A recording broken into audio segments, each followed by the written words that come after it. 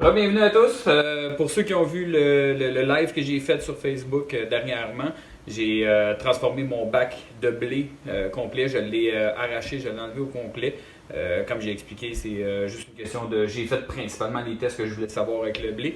Maintenant, avec ce qui se passe de nos jours qu'on voit, j'ai décidé de maximiser dans le fond pour augmenter la production de ce que je voulais, dans le fond, avoir plus rapidement, dans le fond, des légumes dans la maison. J'avais parlé que je voulais faire la moitié du bac l'utiliser pour des céleris, l'autre moitié pour les patates. Finalement, j'ai décidé de faire le bac au complet en patates parce que principalement la raison est que la patate préfère un sol qui a un pH d'environ 4,5 à 5,5, ce qui vient un peu être difficile avec le céleri, dans le fond, de pouvoir avoir un pH différent dans deux sections. Ça ne me tente pas de le séparer avec une planche, dans le fond. Mais je vais simplement faire le bac au complet. De toute façon, les patates requièrent quand même une certaine bon espace pour les faire. Donc, la patate. Aujourd'hui, ce que je vais parler, je ne parlerai pas de la patate au complet, je ne parlerai pas du plan. Je vais faire une autre vidéo qui va expliquer vraiment la patate, le plan, le fonctionnement au complet. Ce que je veux faire aujourd'hui, ce que je veux parler, c'est plus la graine de patate dans le fond. Comme on sait, quand on coupe la patate, il n'y a pas de graine à l'intérieur. Donc, c'est quoi une graine de patate? C'est simple, c'est la patate elle-même. Donc la patate en soi, c'est elle qui est la graine, comparativement aux graines qu'on prend et qu'on sème. C'est la même affaire, c'est la patate elle-même. Donc ce qu'on peut voir sur les patates quand on les achète, souvent en magasin quand on les sort du sac, ils ont les petits points blancs dessus qu'on enlève avant de l'utiliser pour faire notre repas.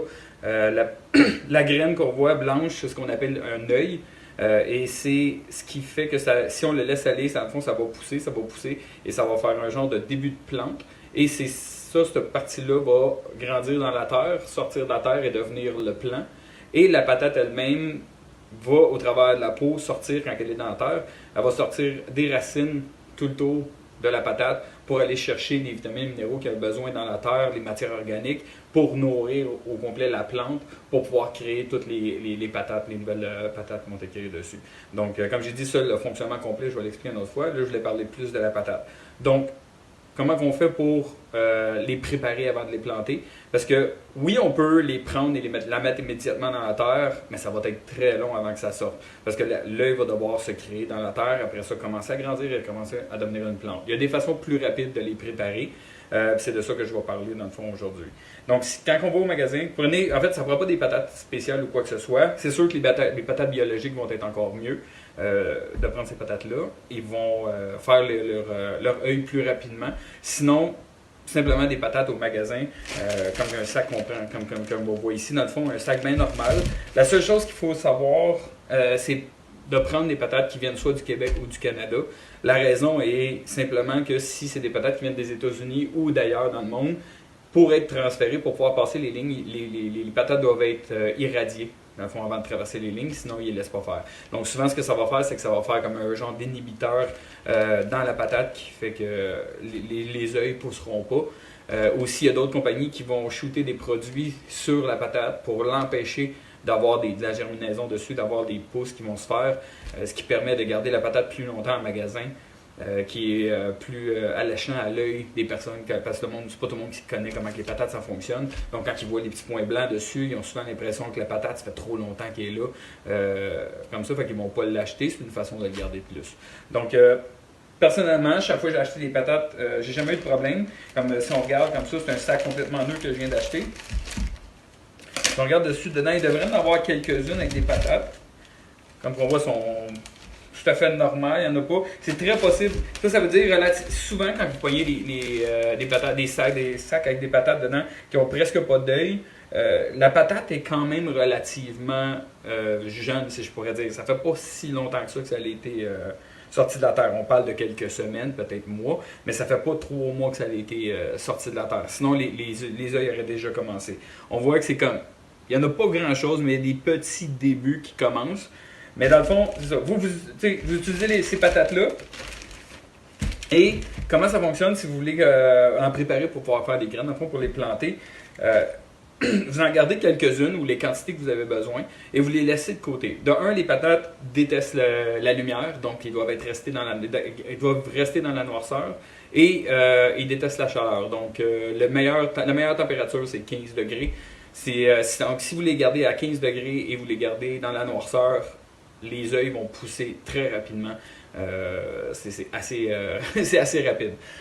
Sinon, c'est pas grave. Dans le bas de l'armoire, dans le fond, tu vous les laissez là. Ça va devenir. Les œils vont pousser par eux-mêmes.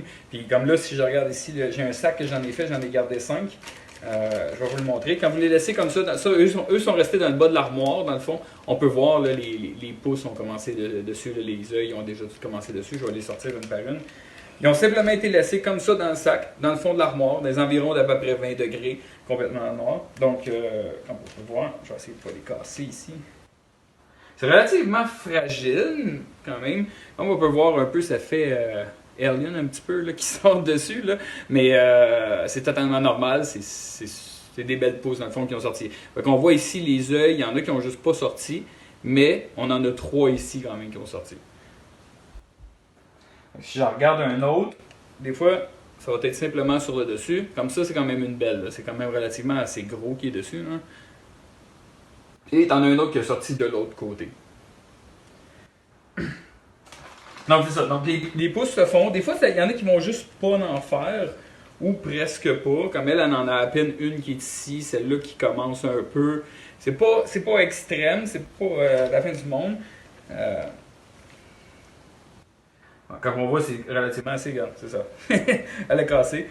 Donc, c'est ça. Vous en laissez plusieurs plus dans le fond que vous en avez besoin.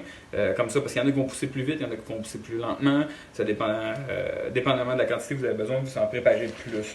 Un petit truc, comme que je disais, si vous êtes capable de les laisser complètement dans le noir et de les laisser à 15 degrés, comme si vous les laisseriez dans une chambre froide, ça c'est l'idéal. Moi personnellement, j'ai pas de chambre froide ici. Fait qu'est-ce que j'ai fait pour les avoir dans le noir, ou dans les garages aussi. Si vous les laissez dans une boîte de carton, vous les mettez dans le garage, c'est juste parfait, à moins que vous ayez un garage chauffé. Sinon, c'est absolument parfait de les garder comme ça. Ce que j'ai fait, une boîte.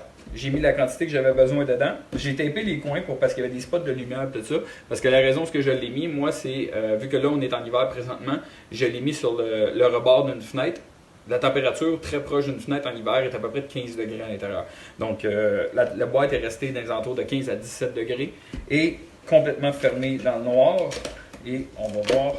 Ça fait environ 3 semaines, je dirais.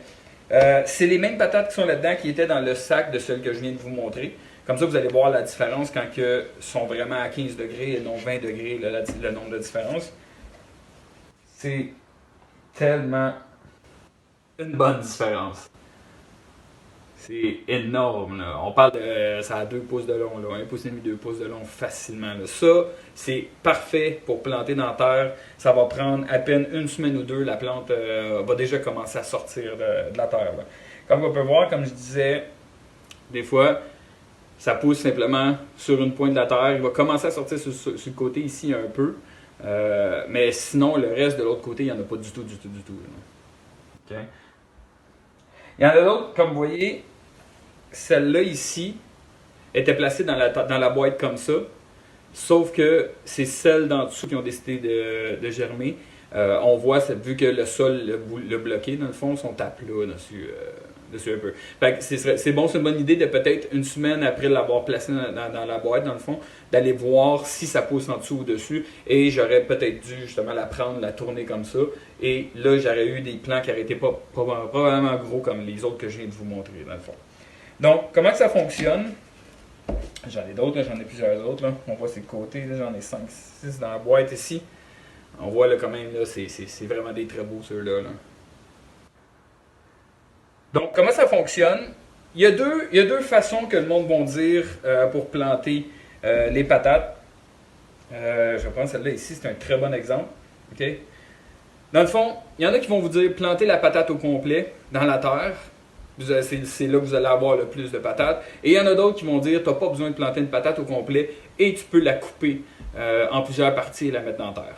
Les deux sont vrais, sont simplement différents. La raison en est que chaque pouce comme ça, chaque œil ici va devenir une tige pour faire une plante. Et chaque plante va produire 3 à 5 patates environ. Donc si je plante cette patate-là ici dans la terre, je vais avoir 3 tiges qui vont monter, qui vont sortir. Donc je vais avoir 3 plants dans la même section où je vais avoir mis une patate dans le fond de planter.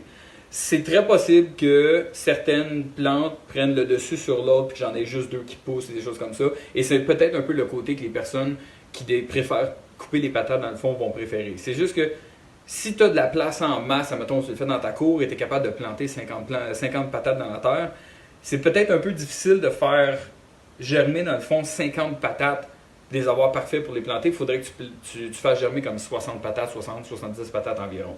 Inversement, si tu les coupes comme ça, comme là j'aurais 3 patates avec celui-là, je pourrais venir le couper ici, je reste cette partie-là, cette partie-là et cette partie-là. Et ça n'a pas besoin d'être une patate au complet. La simple petite partie de la patate va être en masse pour nourrir la plante et la faire pousser dans le fond.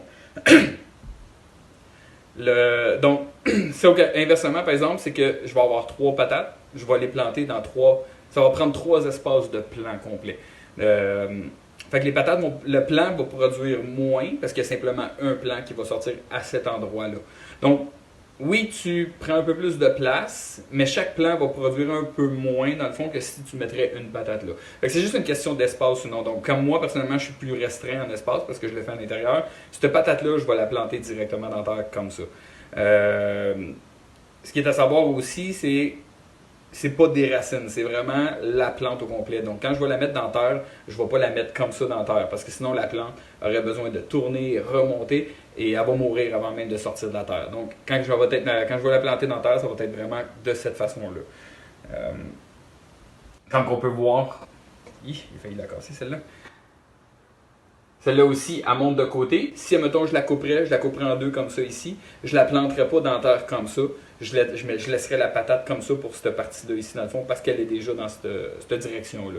Donc, c'est ça qui est pour les graines de patates. C'est tout aussi simple que ça. C'est vraiment une question, comme je disais, si vous les coupez ou les coupez pas. Un truc, par exemple, si vous les coupez, j'en ai une que je pourrais couper ici. Ouais, je vais en couper une rapido. Comme celle-là ici. Là. Si on voit celle-là ici, j'en ai un gros plant qui est ici, qui va sortir, qui va pouvoir faire la plante qui est là. Mais si je mets la patate dans la terre comme ça ici, celui-là qui est sur ce côté-là, il ne sortira pas dans le fond. Il va juste mourir. Donc je vais perdre un peu comme la patate dans le fond, si je manque de place. Donc si je viens, puis je me coupe comme ça, là j'ai maintenant littéralement 2 patates que je peux mettre, 2 plants que je vais mettre dans la terre. Celle-là, je le planterai, mettons, comme ça. Et lui, je le planterai dans la terre ici. Et ça me ferait 2 plants complets. Un truc qu'il faut faire attention, si vous coupez les patates comme ça, vous les utilisez. Une fois que c'est coupé ici, la chair blanche et humide qui est là, présentement, il ne faut pas la mettre dans la terre immédiatement. Si vous la mettez dans la terre comme ça immédiatement, c'est plus sujet à pourrir avec l'eau, avec la terre qui est direct dessus. La seule chose qu'il faut faire, c'est quand vous les coupez, ceux que vous coupez, vous les laissez à l'air libre pendant 2 ou 3 jours. Vous allez voir, il y a une couche qui va se former. Ça va ressembler un peu comme à du moisi, mais c'est pas du moisi. C'est comme blanchâtre, brun, un peu. C'est une peau en cuir qui se reforme, dans le fond, un peu comme la peau de la patate. Donc, vous la laissez comme ça pour que la peau se refasse. Et quand la peau est faite, ce que ça va faire, c'est que ça va la protéger contre l'eau, l'humidité, la moisissure pour la partie de la patate. C'est aussi simple que ça. Donc, si vous voulez les couper, si vous voulez les planter pleines, c'est à votre choix, tout simplement. Moi, personnellement, j'en ai assez pour les planter directement. Donc, c'est ce que je vais faire. J'ai pas tant de place que ça. Je pense que je devrais être capable d'en rentrer une dizaine. Je devrais théoriquement prendre 6, mais je pense que je vais en planter 10 dans le bac. De toute façon, on va le voir quand je vais faire une autre vidéo au moment où je vais les planter. Et aussi une autre vidéo, comme je disais, qui va expliquer le plan de la patate au complet, le fonctionnement dans le fond, de la patate de la graine jusqu'à le plan complet, parce qu'il y a des choses un peu plus spécifiques que d'autres plans que j'ai trouvé vraiment intéressants, que je vais partager avec vous. Donc c'était ça, et on se revoit quand je vais les planter.